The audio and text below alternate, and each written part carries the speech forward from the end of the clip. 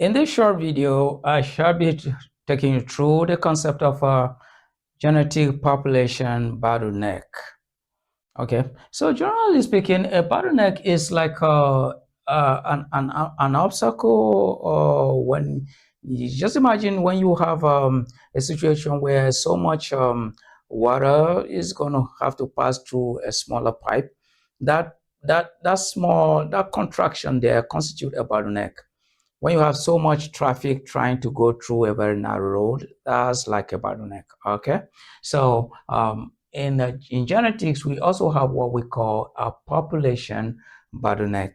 So it is basically about a sudden or sharp or drastic drop in a population over a short period of time.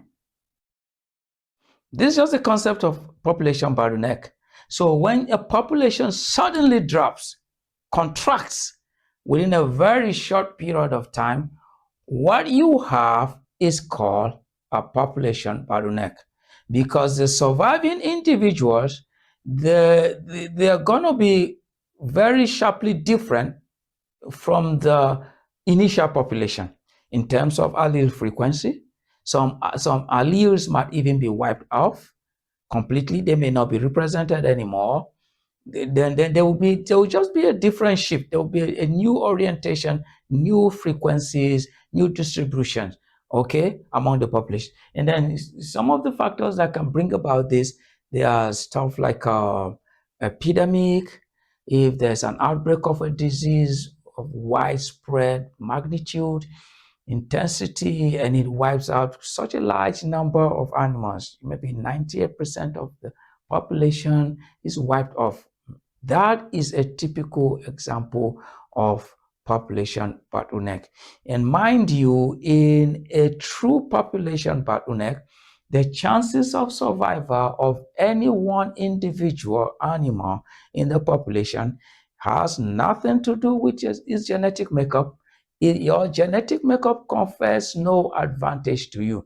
Okay, it's just a game of chance. So chance from the catastrophe, chance from the epidemic, chance from whatever forces of nature that are deployed at the time are the ones that will determine who survives and who dies. So it is the survivability in the situation of a bottleneck is purely about chance. So this is what happens when you have a genetic population bottleneck. So I'm just saying that epidemic can cause population bottleneck. Apart from that, you can have war. All right. So war is also one factor that can bring about a sharp drop in the population of animals, inclusive of humans. Okay.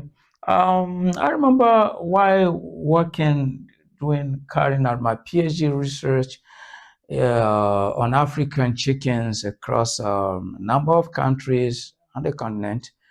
I was privileged to be in a country called Liberia, and DNA evidences from the chickens we obtained from the countryside, we clearly indicated situations of bottleneck. Okay, and that was attributed to the Liberian War that took place some years back. Okay, my sincere condolences to victims, my fans in Liberia. Otherwise, a very great country, great, beautiful country. My fans in Monrovia, Monserrado County, Maryland County, Cavala Beach, Cape Palmas, and wherever, Brevi. Shout out to you all. Okay, so that country chicken indicated population bottleneck occasioned by the war. So you can see there's connection between humans and animals, and each of them could suffer bottleneck.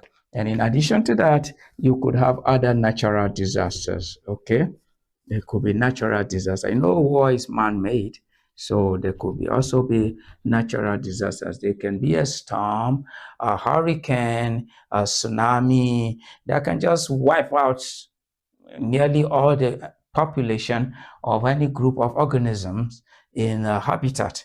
And then the few surviving ones, they will now undergo a drastic shift in allele frequencies that may not be true representation of the original population. So, and then as they are few in number, they will also come under intense adverse impact of drift.